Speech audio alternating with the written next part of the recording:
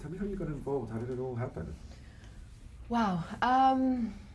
This is something that came about a while ago, and I was asked to take a meeting with Louis, and I was a bit reluctant. I tend to be reluctant to projects that scare me, and so I kind of do a bit of that, and that's usually an indication that it's something I do want to do, but I have a sort of tug of war with myself, and so I met with Louis, and we just had a great talk, and we talked about Andromeda. We talked about the different things that he wanted to do, and how I saw her, and how he saw her, and we had a really great meeting, and it was a very clear notion that we wanted to work together, and so we did.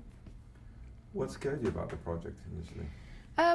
I think most things kind of scare me initially. I think, you know, the idea of the scope of it, I think the idea of there having been an original, and the daunting element of sort of recreating something that people have, you know, an affection for, I think is kind of daunting. But also playing someone like Andromeda, I'm someone who loves Greek mythology, and so, you know, I've been aware of her for many years since I was a child, and so it's kind of, yeah, a bit scary, and then once the fear is kind of, you know, have reined in the fear, then it's just excitement at being a part of something like this. So let's talk a bit about Andromeda. Who is she, at least in your eyes? in my eyes, she's an incredibly strong and driven young woman who sees outside of the box that she lives in, the royalty, the heritage, the weight of her history. I think she sees another way, another path, and sort of the next generation.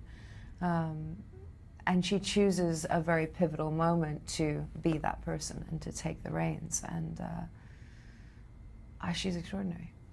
And she does have a special relationship with Perseus from the moment she first meets him, right? Yeah, definitely. I think they recognize something in each other, you know. Sam and I spoke a lot about it, actually, because we were trying to determine the connection between them, and because there's a lot, you know, there's a lot of sort of, there's a chemistry, there's a interesting sort of bizarre connection between them, and you know, we sort of created the understanding, I should say, that they're both kind of the man alone in a way, you know. They're the people who are being set apart, who are being forced in whatever way to stand up for, you know, what they believe. And I think so there's a kinship and a connection there that is quite obvious to both of them.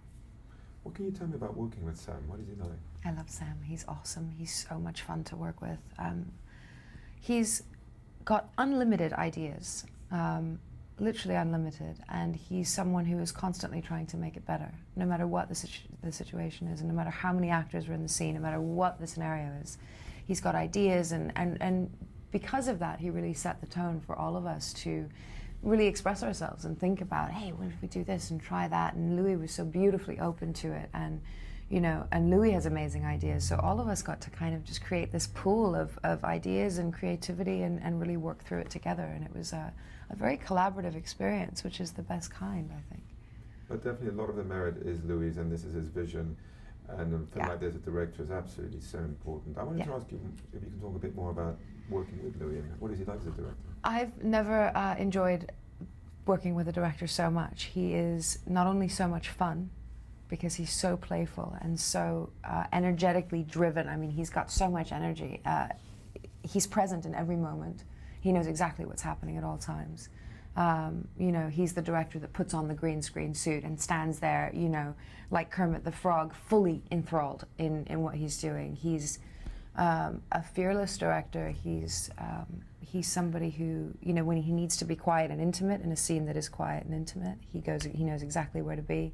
When it's big and massive, he knows exactly where to be. We trusted him, you know. I would love to work with him again, because there's a trust, an implicit trust, and he's a good person. He's a good man, and therefore, you know, the energy on the set, he really set a beautiful tone for us, because it was a safe and fun and wild experience, and yet we were very well protected by him, and free, you know. That trust is very important when you're working with special effects of this magnitude. I'm going to ask you about that precisely, working with special effects. What was that experience like for you? I really enjoy it. I mean, there's something, you know, I tend to quite love really small character-driven films as well, but when I do something like this, there's something about sort of unleashing the imagination inside of you, you know, as we do as children. You know, you think of, you know, yourself as a kid in those moments where you would imagine whatever it is, something outside the window, or, you know, that feeling that you create. Nothing's there, you know, there's something about that that is key to what we do. You know, I think it is, at the end of the day, it is make-believe. You know, it is make-believe. So it's its purest form, because we have nothing to, you know, tangible to hold and touch and figure it out. It's emotional, it's instinctive, it's all those things. So to have that emotionally, to go into creating the emotions you need in those moments, and then to know that you're, you know, you're trusting these extraordinary people creating these magnificent, you know, visuals, and they show us along the way, you know, and we're part of it in terms of seeing what they look like and how big they are, and an idea of the scope. And but technology today is so extraordinary that it's, you know, there's no roof on the limit as to where we can go. And so the trust was there, I think, kind of instantly, because you know that at the place we're in, you know, right now in terms of filmmaking and 3D and technology and everything you can do, we knew it would be extraordinary looking, and so, you know, we let that part just be. But you have to place yourself in the right hands, and you did. But then you finally see the film completed. Yeah. Especially in a movie like this, that is so important, that moment, because you're not really sure what it's going to look like. Right. Tell me what that moment was like that for you. I have to say, I'm usually, so when I watch films that I'm in, usually I tend to watch a bit like this, which is kind of my own issue. But watching this film, I completely forgot that I was in it, firstly, which was fantastic for me, because I was completely lost in it. When we saw the first 6 minutes in 3D, I couldn't believe it. It's the first 3D film I've seen, and it was only 6 minutes. So for me, it was extraordinary, and then to see it in 2D anyway, and have it be just as palpable and just as, you know, visceral, was wild for me. I thought that there would be then a massive difference to see it in 2D versus 3D, and there isn't. Your heart is racing. You're with them all the way, regardless, and that is a testament to Louis, I think. And some of the things are tangible, like those beautiful gowns and dresses that you wear. I mean, what did it feel like to dress up like a Greek princess? You know, it's helpful, I think. You know, it's a second skin, so you put those costumes on, you put that you know, that second skin on, and it does feed a lot of how you move, how you sit, how you walk, things like that. You know, and also being able to have so much fabric to use, I quite like to be part of my costume, and so to be able to grab it and hold it, and, you know, all of that is you know, it's a gift for us. Being quite an international person yourself, how do you think this film is going to resonate internationally? Do you think, I mean, it's such a classic tale. Yeah. But what do you think?